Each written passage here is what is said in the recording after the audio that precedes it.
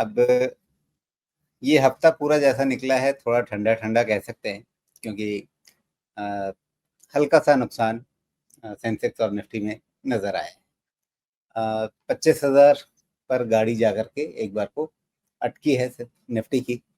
Sensex के लिए अगर कहें तो 82,500 के ऊपर टिकना थोड़ा सा मुश्किल होता हुआ नजर आया है। आगे की राह कैसी है? जी निफ्टी में एक अच्छी चीज़ क्या हुई है, 24,500 से सपोर्ट लेके रिटर्न हुआ। तो 2 सपोर्ट बनते थे, मुझे जैसा लग रहा था कि शायद 24,500 के नीचे निफ्टी नहीं जाए, वहाँ से सपोर्ट लेके आ जाए। तो अभी तक ये कह सकते हैं कि है, उतना सेव करके तो रखा है निफ्टी को। लेकिन स्ट्रक्चर इतना भी स्ट्रॉन्ग नहीं है कि ब्लाइंड सपोर्ट लेके चल सकें उसको। इसलिए 2 सिनेरियो पेंट करने होंगे अपने को। जब तक 24,500 होल्ड करता है, व्हिच मीन्स पॉजिटिव रहेंगे और इसका इंडिकेशन निफ्टी बैंक से लेंगे 55,500 के ऊपर क्लोज होने पे। जब तक अगर निफ्टी बैंक उसके ऊपर क्लोज हो गया तो मोस्टली निफ्टी का ये जो सपोर्ट हम बात कर रहे हैं, ये निफ्टी का सपोर्ट रह जाएगा, ऐसा लगता है। तो 24,500 का। 24,500 का। जी, ओके। और ये सपोर्ट रह गया तो ठीक है, कंसोलिडेशन हो सकता है, सपोर्ट ले सकता है। नहीं, अगर सपोर्ट अगर ये छूट जाता है, तभी फिर 24,000 या उसके नीचे थोड़ा-सा देखेंगे। अदरवाइज़ एक बार के लिए तो ये सपोर्ट काफ़ी है, फिलहाल। जी। और बिल्कुल अब 20 डे मूविंग एवरेज जो है, 20 दिनों का मूविंग एवरेज जो आप कह सकते हैं, गुरुवार को वहाँ से पलटने की इसने कोशिश की है और 24,500 का एक लेवल वहाँ पर बन रहा है मोटे तौर पे। लेकिन ये 20 डे मूविंग एवरेज की लाइन आगे बढ़ती जाएगी अभी, अगर अगले कुछ दिन और इसी तरह से चले तो फिर एक नया सपोर्ट इमर्ज होगा आगे। और नहीं, 24,500 ही रखेंगे क्योंकि मोस्टली आप अ, पुट ऑप्शंस वाले वहाँ से खिसकेंगे नहीं। तो जो भी राइटिंग आपको मिलेगी 24,500 में ज़्यादा मिलेगी, राउंड नंबर और मिडल ऑफ 25,000 24,000। इसलिए सपोर्ट वहाँ से नहीं हटाएँगे डिस्पाइट द फैक्ट कि अगर उसके नीचे 20 डीएमए के नीचे भी निफ्टी क्लोज़ होती है तब भी। डिस्टेंस अगर ज़्यादा हो जाता है, अगर 724, 750, 24,800 अगर वो रेंज तक 20 डीएमए चला जाए, तब फिर ऊपर लेके आएँगे, अदरवाइज़ उसी को मेंटेन करेंगे अभी। जी।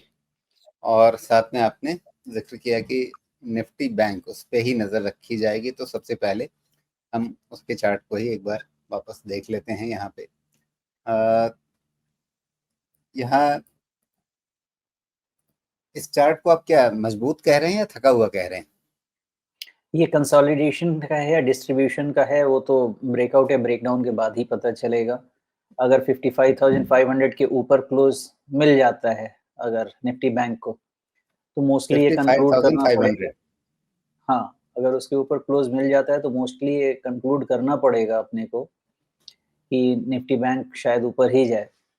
जी। लेकिन उसके बाद भी 1-2 दिन समय लगेगा डिसाइड करने के लिए। लेकिन फिलहाल ये मान के चलें कि 55,500 के ऊपर अगर क्लोज़ ले ले निफ्टी बैंक, तो शायद ये पॉज़िटिव ही रहेगा इसके लिए, निफ्टी बैंक के लिए। जी। तो निफ्टी बैंक का ये तो हो गया, हमें ऊपर कहाँ देखना है।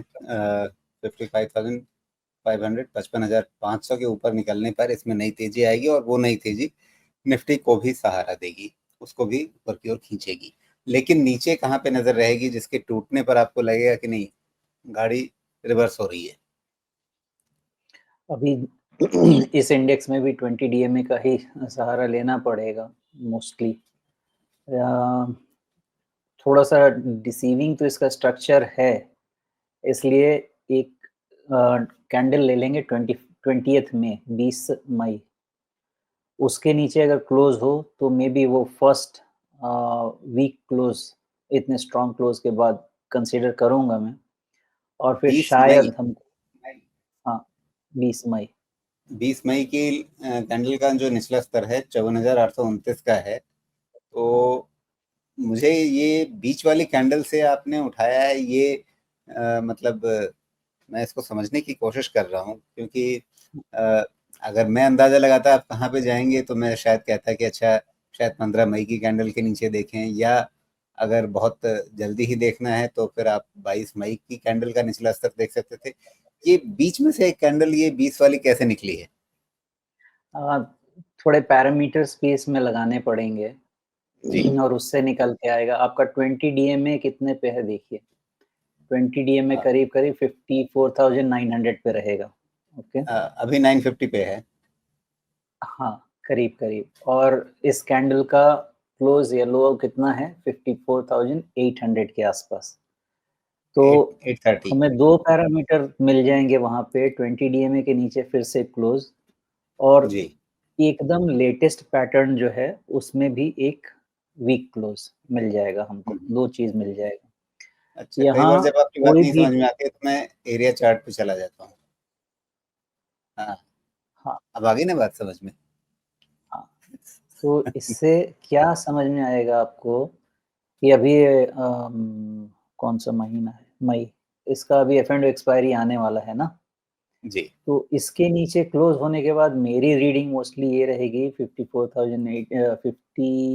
कितना है 54,800 के नीचे क्लोज़ होने के बाद मोस्टली ये रीडिंग रहेगी कि शायद इस वोलेटिलिटी में एक प्रेशर नीचे आना चाहिए बैंक निफ्टी में। लेकिन और ऐसा इसलिए भी कि थोड़ा कनेक्ट कीजिएगा एफआईआईज़ के शॉर्ट्स भी थोड़े ओपन हो रहे हैं। तो पॉसिबल है कि ये वीकनेस क्रिएट करे, इसके नीचे और शॉर्ट्स क्रिएट हों। डेटा उतना क्लीन नहीं रहेगा, क्योंकि हम एक्सपायरी वीक में जाएँगे, इसलिए डेटा उतना क्लीन नहीं रहेगा, वोलेटिलिटी आ सकती है। थोड़े बहुत व्हिपसॉ भी हो सकते हैं, हमारे स्टॉप लॉसेस या जिस तरह हम डायरेक्शन डिस्कस कर रहे हैं। लेकिन with the first hint of weakness अपना जो ट्रेड्स है लोगों का, उसका सेफगार्ड करना ज़्यादा इम्पोर्टेंट रहेगा। जी, बिल्कुल। तो अब निफ्टी बैंक की तो ये कहानी होगी जहाँ पर अभी एक तरह से हमें वॉचफुल रहना पड़ेगा, कोई एकदम से पक्का एक तरफ का नज़रिया लेकर के चलना मुश्किल है। जी।